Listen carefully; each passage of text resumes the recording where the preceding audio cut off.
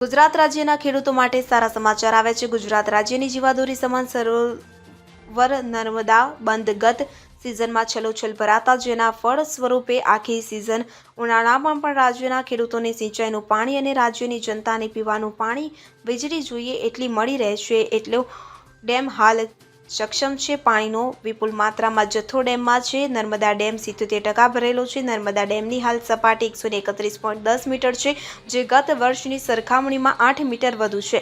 હાલ ઉપરવાસમાંથી 8084 ક્યુસેક પાણી આવી રહ્યું છે કે જેની સામે 27,229 ક્યુસેક પાણી ખર્ચાઈ રહ્યું છે। એટલે હવે ચાલુ થતો ઉનાળો આકરો બને તે પહેલા ખેડૂતોની માંગણીને જોતા નર્મદા ડેમમાંથી 20,000 ક્યુસેક પાણી છોડવામાં આવી રહ્યું છે। આ પાણી સૌરાષ્ટ્ર કચ્છ સુધી નર્મદા કેનાલને લીક તળાવમાં ઠાલવી ખેડૂતો સુધી પહોંચાડવામાં આવી રહ્યું છે। આગામી 15 માર્ચ પછી જો ચોમાસું ઠેલાય 1-2 મહિનો પણ નર્મદા ડેમ ખેડૂતોને પાણી આપવા એકદમ સક્ષમ છે। શિયાળો હવે ધીરે ધીરે વિદાય લઈ રહ્યો છે અને ગરમી વધવા લાગી છે, એટલે રાજ્યમાં વીજળીની માંગ પણ વધી છે। રાજ્યને 16%ના નિયમ મુજબ નર્મદા ડેમના બંને પાવર હાઉસ ચાલુ કરી દેવામાં આવ્યા છે। હાલ કેનાલમાં પાણી છોડવાને કારણે CHPH કેનાલ હેડ પાવર હાઉસના 3 ટર્બાઇનો વારાફરતી 96 કલાક ચલાવવામાં આવી રહ્યું છે। ત્યારે હાલ તો આ નર્મદા ડેમમાંથી 20,000 ક્યુસેક પાણી છોડાતા ખેડૂતો માટે એક સારા સમાચાર છે।